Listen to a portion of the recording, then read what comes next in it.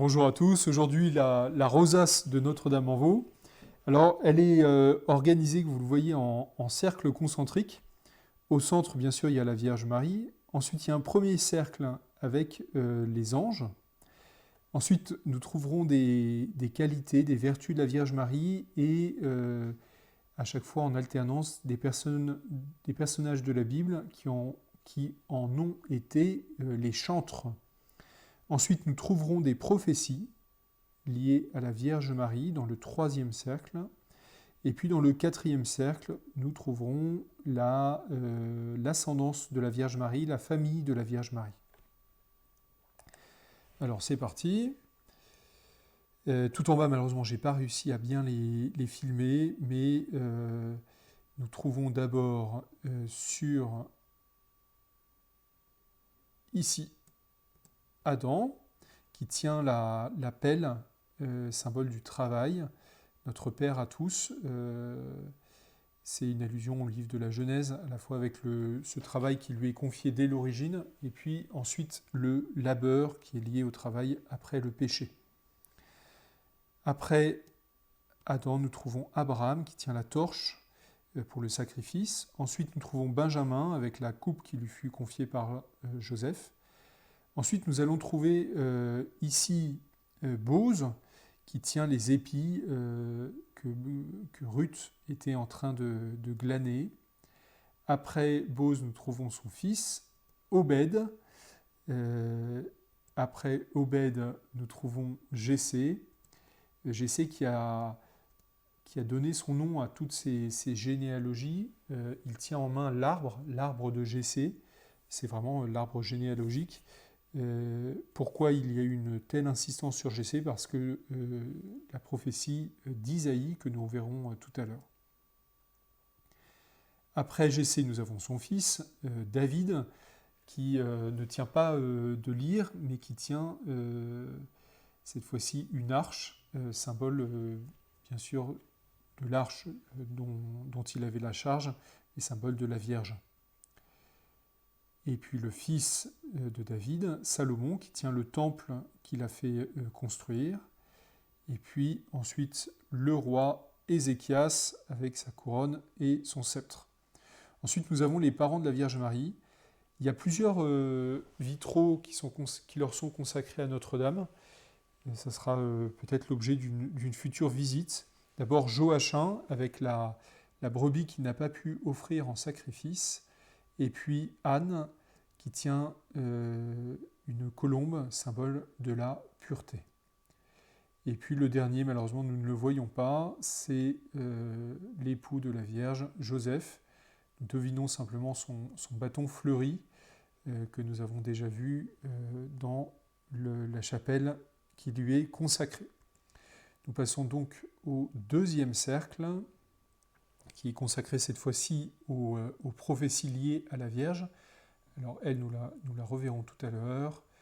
D'abord Jacob avec son échelle, le lien entre le ciel et la terre qui se réalise de façon parfaite par le mystère de l'incarnation. Ensuite Ève. Pourquoi Ève? Tout simplement parce que dans le livre de la Genèse, lui est adressé ce que la tradition a appelé le proto-évangile, la première bonne nouvelle. Il est dit à Ève qu'une de ses descendances écrasera la tête du dragon. Après Ève, nous trouvons Moïse qui tient le buisson ardent. Nous l'avons déjà vu, symbole de la Vierge Marie. Alors on remarque que Moïse est cornu. C'est l'un des attributs classiques de Moïse. C'est lié à une petite erreur d'interprétation sur le cornouat. Lorsque Moïse redescend de la montagne, il a le visage brillant. Et alors, voilà, le cornouat a été parfois remplacé par ces cornes qui sont maintenant un attribut classique pour représenter Moïse. Après Moïse, nous avons la sœur de Moïse, Myriam, qui tient un tambourin, allusion au chant qu'elle a entonné avec les filles d'Israël après la traversée de la mer. Et donc c'est une préfiguration du Magnificat, ce chant d'allégresse lorsque Dieu intervient. Après Myriam, nous avons Aaron, frère de Myriam et de Moïse, qui tient son bâton. Aaron est une figure de Joseph à travers ce bâton qui a fleuri, le choix de Dieu. Ensuite, Ruth, nous avons vu son mari et son fils tout à l'heure, elle tient les épis de blé. Ruth est importante parce que elle condense en elle tous les païens agrégés au peuple de Dieu. Après Ruth, nous avons Gédéon qui tient la toison. On se souvient qu'il avait demandé comme signe que la rosée se dépose sur tout le sol sauf sur la toison, et puis le lendemain le contraire, que le sol soit sec et que la toison soit mouillée. C'est un signe de la Vierge Marie. Après la toison, nous trouvons ici, elle est couronnée, c'est Bethsabée. Et puis, alors c'est très beau, Isaïe qui tient la prophétie dont nous avons parlé avec Jessé, et on voit que voilà, la fleur finalement c'est le Christ qui est là, en train de bénir. Ici la chaste Suzanne, elle qui a été faussement accusée par les vieillards, défendue par Daniel, c'est à la fois le symbole de la virginité, mais aussi de l'intervention de Dieu. Daniel, c'est l'homme de l'esprit qui a été suscité pour défendre les pauvres, ceux qui sont accusés faussement. C'est ce que dit la Vierge dans son Magnificat, l'intervention de Dieu en faveur des plus petits. Et puis, enfin, deux prophètes païens, Virgile, qui tient le livre des églogues, où on annonce qu'une race nouvelle va descendre du ciel. Et puis avec Virgile, nous l'avions vu au début, ici la Sibylle de Cumes, qui a prédit la nativité du Christ.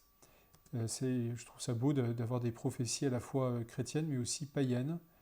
Toute la création attendait la venue du Christ. Alors lui, nous le verrons tout à l'heure. Hop. Alors les qualités de la Vierge ou des vertus.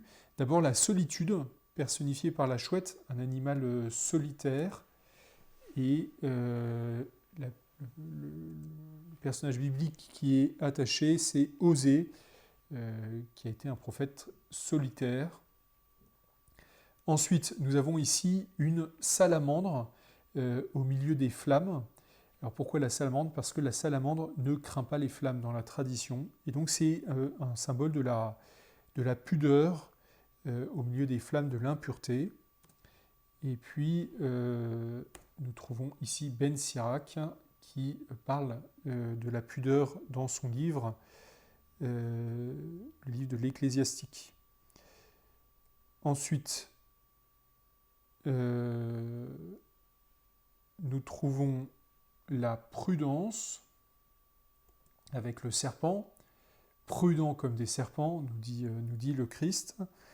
Et avec la prudence, c'est Pierre à qui est confiée l'entrée, les clés du paradis. Donc on comprend bien le lien avec la prudence. Et puis ensuite, nous avons la virginité qui est représentée par une licorne. Pourquoi la licorne ? Parce que la licorne ne se laisse approcher et attraper que par une femme vierge. Et avec la virginité, nous avons saint Paul qui en parle dans ses épîtres.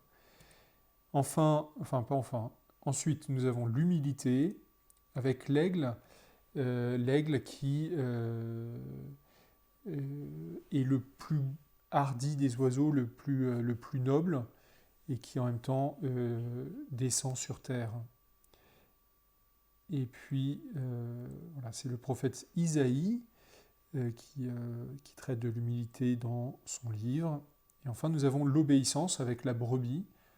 On comprend bien le lien, la brebis qui se laisse faire et c'est le prophète Samuel qui est mis en vis-à-vis. Enfin, les anges.